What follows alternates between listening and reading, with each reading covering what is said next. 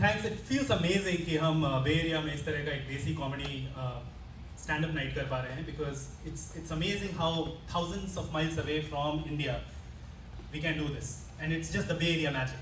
और bay area में रहने का एक अलग ही मैजिक है, क्योंकि अभी कुछ दिन पहले मैं इंडिया गया था और मैं घर पे था और with in a few days I started feeling home sick. Seriously, I was missing India cash and carry. Mummy मेरी पराठा बना के लाई सुबह सुबह, बोली बेटा पराठा खा रहे इतने दिन बाद, मेरे हाथ का बना हुआ कैसा है? मैंने बोला अच्छा है, मगर हल्दीराम के फ्रोजन पराठों वाली बात मिस कर रहा हूँ मैं। और ऐसा नहीं है कि मैं बे एरिया बहुत सालों से हूँ, मैं बस 6 साल पहले यहाँ आया था, यूएस बे एरिया, 3-4 साल पहले। और मेरे पास ना बाप दादा की दौलत थी, ना ही अखरोटी कौरिया, आई मीन H1B सैलरी। मेरे पास कुछ था तो बस माँ का दिया हुआ आशीर्वाद, एक स्टूडेंट लोन और 2 23 kg suitcase with 1 7 kg cabin luggage, जिसमें 10 kg का सामान था, क्योंकि बेटा केबिन लगेज कौन वे कर ले जाओ, मिठाई भी ले। जब आप नए नए आते हो ना यूएस इंडिया से, तो बहुत कुछ सीखते हो अमेरिकन कल्चर के बारे में, इंडियन कल्चर के बारे में। आपका दिमाग ना बैंगन का भरता आता है और बाबा गणूश हो जाता है। नए नए फ्लेवर्स ऐड हो जाते हैं। मैंने बहुत कुछ सीखा अमेरिकन कल्चर्स के बारे में, इंडियन कल्चर के बारे में। मुझे रियलाइज हुआ कि हम इंडियंस को ना बहुत मजा आता है अपना कल्चर एक्सप्लेन करने में। बहुत समझाते हैं नॉन देसीज को अपने कल्चर के बारे में। No, no, no, no, no, no. It is the other way around. Hanuman is the monkey god, Ganesha is the elephant god. Yes, yes. और इसमें कुछ लोग होते हैं ना जो जिनको बहुत मजा आता है ट्रांसलेट करने में। कुछ भी चल रहा है ना जो नॉन देसी को समझ में नहीं आ रहा, तुरंत ट्रांसलेट करते हैं। अच्छी बात है, करना चाहिए, मगर सिर्फ उनको जिनकी इंग्लिश अच्छी है।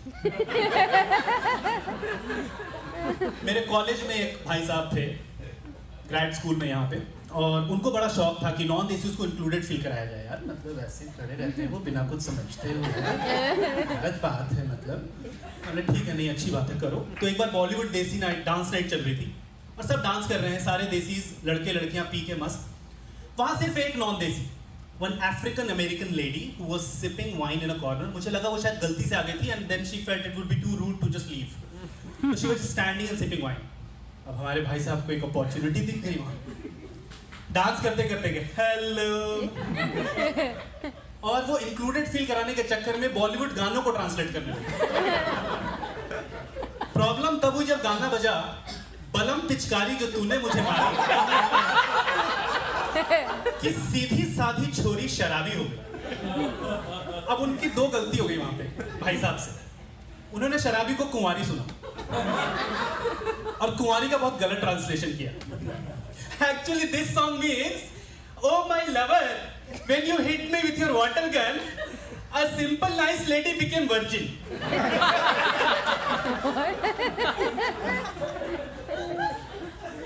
That lady looked confused. Good straight 5 seconds, looked at him and said, "You don't have to do this."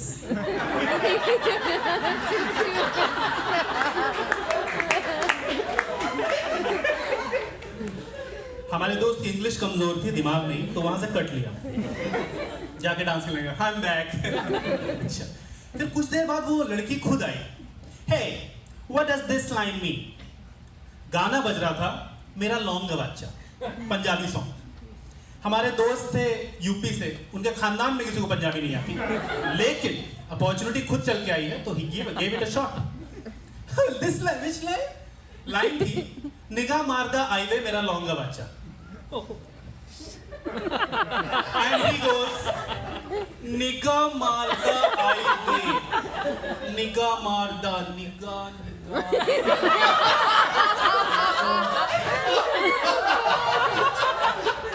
I don't know what does निगाह mean, but मारदा means to kill.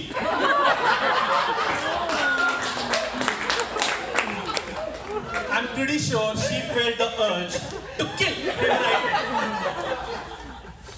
उसे आज तक नहीं समझ में आया कि क्यों अमेरिकन क्लासमेट्स से बात नहीं करते?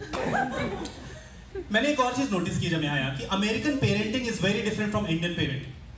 मैंने ट्रेडर जोस में एक अमेरिकन वाइट बच्चे को रोते हुए देखा और मेरा मिसकंसेप्शन था कि अमेरिकन बच्चे इंडियन बच्चों से अलग रोते होंगे, शायद एक्सेंट में रोते होंगे। मुझे लगता था इंडियन बच्चे गला फाड़ करते हैं, मुझे लगता अमेरिकन बच्चे ना एक्सेंट में रोते होंगे, रोशेश type.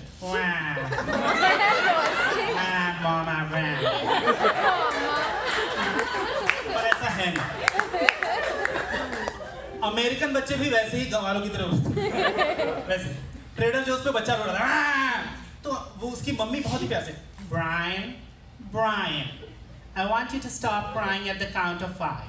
1, 2, 3, 4, 5. Brian, what did I just tell you? I want you to stop crying at the count of 5. 1, 2, 3, 4, 5. Brian, बच्चा बोर होके चुप हो जाए।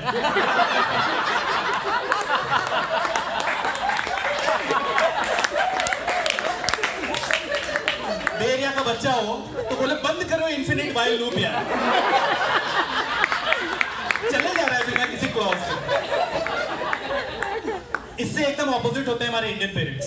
उनका एक ही मकसद है लाइफ में, बेवकूफ बनाओ चुप करो, बेवकूफ बनाओ चुप करो। जैसे ही बच्चा रोना शुरू करता है इंडियन पेरेंट्स, ओ क्या हो गया क्या हो गया क्या हो गया, नहीं, बच्चा कंफ्यूज होकर चुप जाता है कि भैया ये दूसरों से तो अच्छे से बात कर रहा है, मेरे से ऐसे क्यों बात कर रहे हैं? बट कुछ बच्चे तब भी कंटिन्यू करते हैं रोना, गिलहरी चली गई, वहां कोई गिलहरी नहीं, उड़ गया, कौवा चला गया, वहां कोई कौवा नहीं, मगर बच्चा कंफ्यूज हो जाता है। ठीक है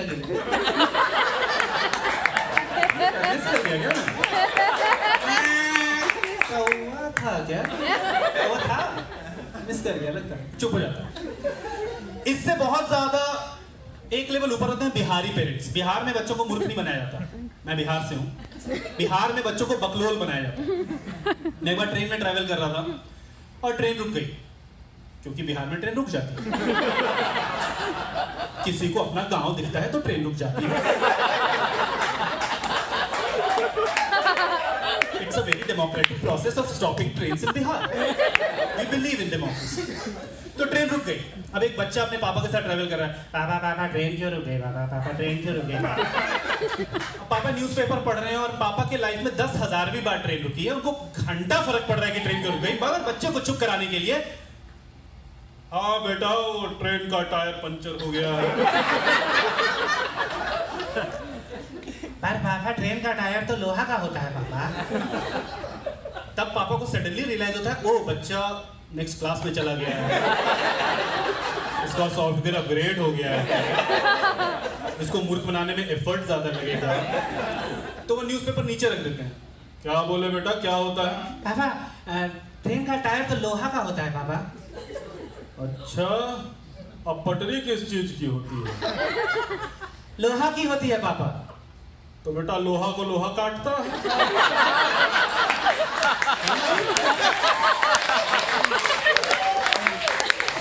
और टायर पंचर हो जाता है। इस लेवल पे बकलोल बनाया जा रहा है लोगों।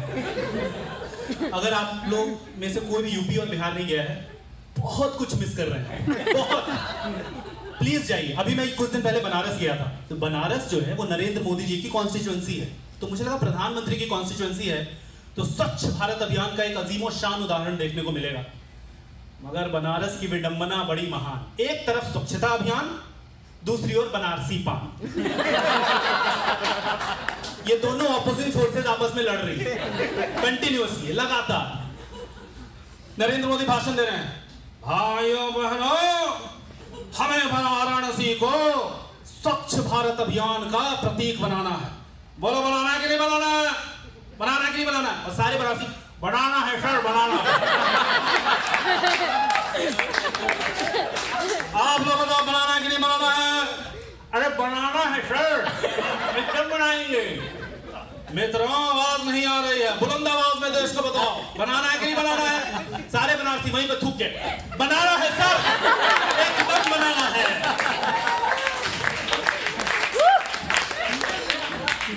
अभी मैं इंडिया गया था तो एक और मस्त चीज, मैं एक टैक्सी में बैठा और टैक्सी ड्राइवर बड़ा ही गाने का शौकीन निकला, मैं भी गाने का शौकीन, दोनों गाने लगे और गाना हमने गाया किशोर कुमार के गाने।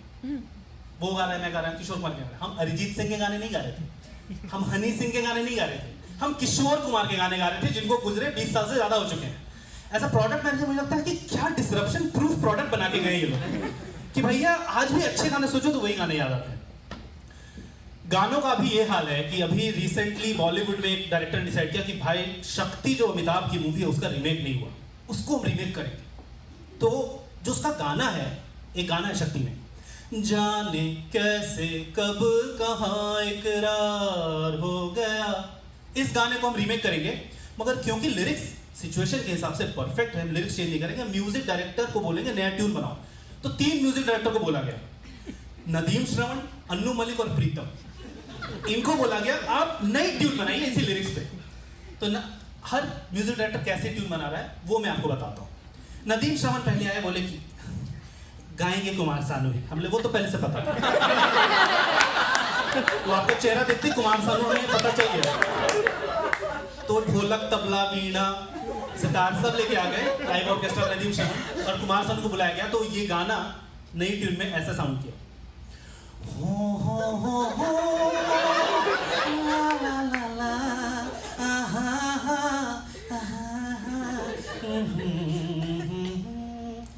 जाने कैसे कब और कहाँ इकरार हो गया।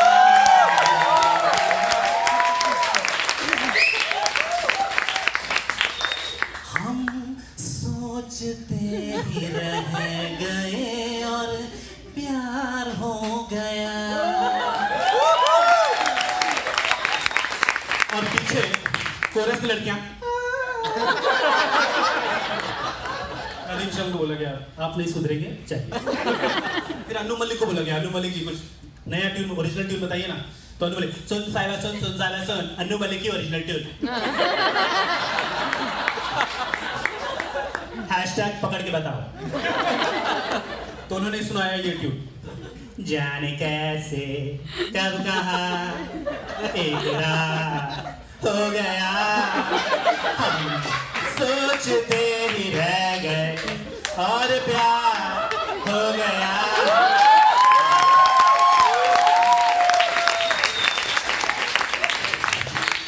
फिर बोला गया प्रीतम भाई आप आ जाओ यार, ये तो हैप्पी बर्थडे सुना के चले गए।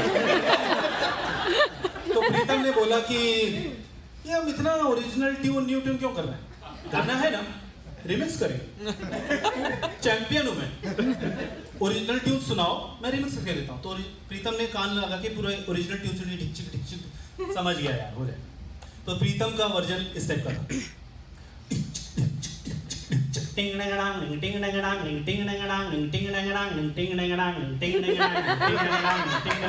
come on baby, come on the floor, come give me baby, give me more, my heart is going crazy, crazy, my love for you is so pure, Johnny,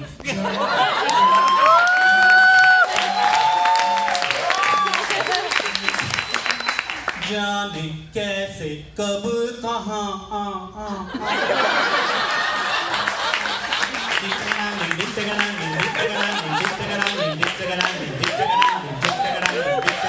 जाने कैसे कब कहाँ इकरार हो गया, सोचते ही रह गए